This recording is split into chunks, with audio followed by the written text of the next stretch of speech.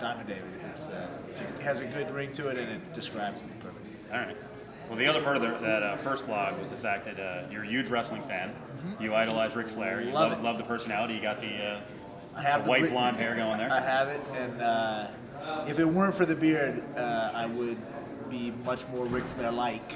And if it weren't for fighting in the finale, I would have been in the audience with the three-piece suit and the Rolex, the fake Rolex watch, and I would have done everything. And I can tell you that after the fight, when I'm talking to Joe Rogan, there will be at least one or two rules. Good. For sure. Good. Will you do the open hand chop? If it's appropriate at the time, yes. And I mean, I'm going to try to keep the dirtiness to a minimum. But I will do everything in my power when the referee's not looking to win the fight. So no eye pokes, no drop to the knee, arm to the groin, none of that. You can't do that. It's against the rules. It's against the rules. It's against rules. But I think Rick would also tell you can get away with everything once. Absolutely. Absolutely. All right. We got to get into, before the matchup against Junie, we got to get into the whole drama because, you were on the team with Junie. Mm-hmm. You're working with Mir. You're still working with Mir. I don't think Junie was invited to work with Frank out here in Vegas. I don't think so. You will see Frank in my corner. You will see Ken Hahn in my corner. You will see Robert Drysdale. Same guys that you saw. It's not deja vu. Yeah. So your feelings on, first of all, Junie, you were there. You saw all the antics, right. All the incidents. Your take on him getting chance after chance and again, being invited to come here. I like the guy a lot. I got nothing against him. It's going to be an honor to fight him, and the fact that I'm fighting him means it's going to be on television, and it's the fight that people want to see, and that's tremendous for me. I'm glad that he got all the opportunities that he got because he was a good training partner for me to roll with day in and day out, and he was a good intensity to have in there. And the guy, this is what he does. He's a fighter. He doesn't have the other things in his life, I think. So he needs to find success here. And I hope that after the fight with me, I hope he does find success. Hope he beats everybody else. So what do you think when you hear Mir say that he was glad he lost? It taught him a lesson. Dana said the same thing. I mean, they were happy that he lost. Yeah. You make your bed, you gotta sleep in it. Or you reap what you sow. Any one of those cliches. He started off a certain way, with a lot of hype and beat a tough guy to get on the show. But I think as weeks went on, people got a little bit upset with things that he would say or things he would do or not training or this or that or making excuses one way or the other. It didn't really bother me because at the end of it, you got to get in the octagon, you got to fight. So I was worried about myself, the same way that he was worried about himself. But yeah, I think America saw what happened, and I think you can draw your own conclusions. I think it's difficult with such a great coaching staff on either side, in the red team or the blue team, to not make the most of that opportunity. But I'm not everybody, and he's his own man. You talked to Frank, I'm sure, a lot. Obviously, he's working with you. Yeah. And he was saying that some of that stuff at the end of the season, where Junie's like, I don't want to fight because he was getting frustrated. He wanted to bail, and Frank basically said, it's not my job, to coddle and make him feel good. Is that the right thing to do? Are there certain coaching techniques where maybe some guys do need a soft touch? I think that watching the show with Team Nogueira and with Team Mir, you got to see two different coaching styles for sure. And both of them worked, I think, for the people that were on those teams. We're all up-and-coming fighters, but we're all professional fighters. That's number one. And professional doesn't just mean getting paid. You've got to comport yourself in a certain way. And there's guys there that are 30, 31, 29, 28, all the way down to Junie, who was 22. I think that not everybody may be at the same level of that professionalism, and there's no substitute for experience. So you got to want to be there. If you don't want to fight, then there's not a whole lot that a coach can do because the coach isn't in the octagon with you. Right. All right. Well, tell us from viewing him in some of those fights and then working with him.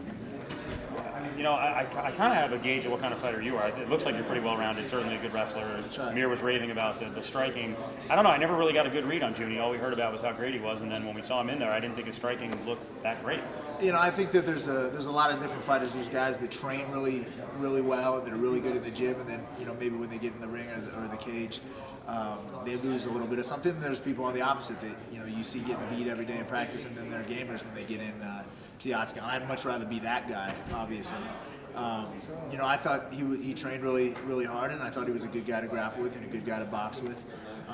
But maybe something happened when he got into the octagon as far as mentally he had some problems. I mean, obviously with Ephraim, and with somebody that you say you're going to beat in the first round with Delgado, to win a split decision, that probably was a little bit disturbing for him as well. I know he worried about his conditioning and things like that, and conditioning and heart and the mental attitude are very, very important. And if you don't put the time in, they can kill you. I mean, it doesn't really matter how much skill you have as a fighter if you don't have the gas in the tank to keep going, or the mental or the heart to keep going.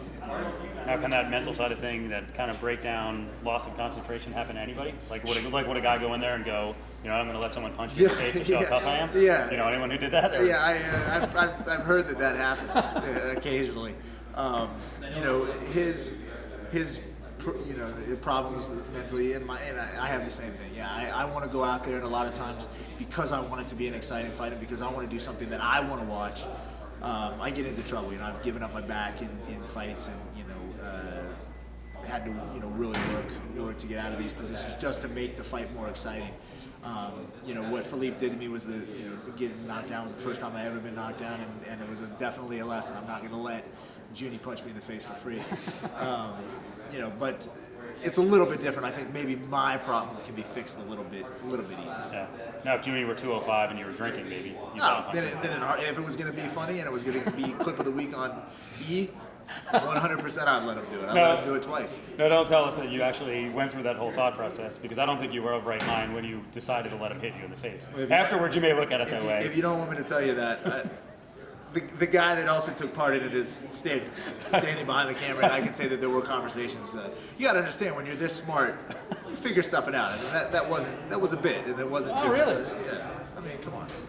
100% of it. I mean, if you're going to go back, I started setting up that, and I don't want this is going to get me in trouble because I want people to see it as face value and laugh, because that's what it was.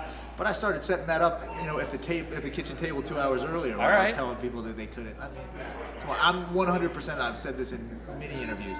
100% happy to be the butt of the joke if it's a funny joke and you laugh, and if it's going to get me on E. Yeah, 100%. Good move. All right, you know what? Before we get you out of here, handicap the finale, because you lost to Nover.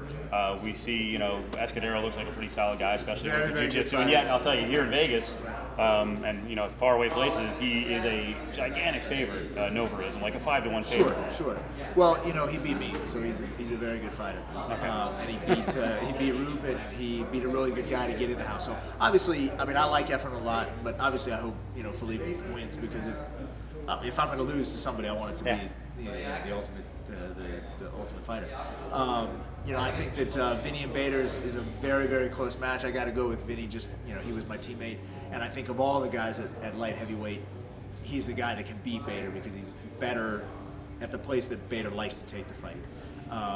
As far as Elliott and Jules, I got to go with Elliott. As far as Delgado and Polakowski, it's a toss-up. One's a really good grappler, one's a really good striker. I'll go with Polakowski so I can get a hug. As far as I think Christoph's going to take the fight against Shane, because he's just ultra experienced. The worst fight, I think, for me is George and Shane Nelson, because Shane Nelson was my best buddy at lightweight on the show, and George I train with now, who's another good buddy. So I don't want to. I mean, a draw I'd be really happy with that, because I don't want to see either one of those guys lose.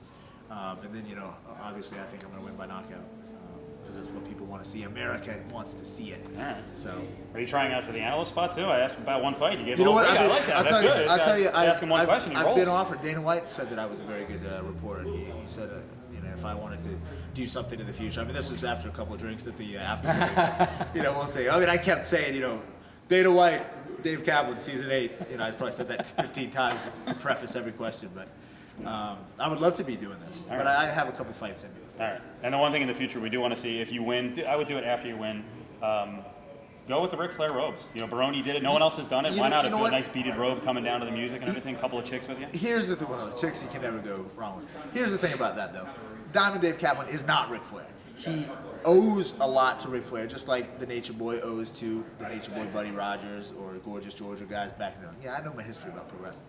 But let me say this. And, I thought about coming down to the theme from 2001: A Space Odyssey and all that kind of stuff. But I got to do my own thing as well.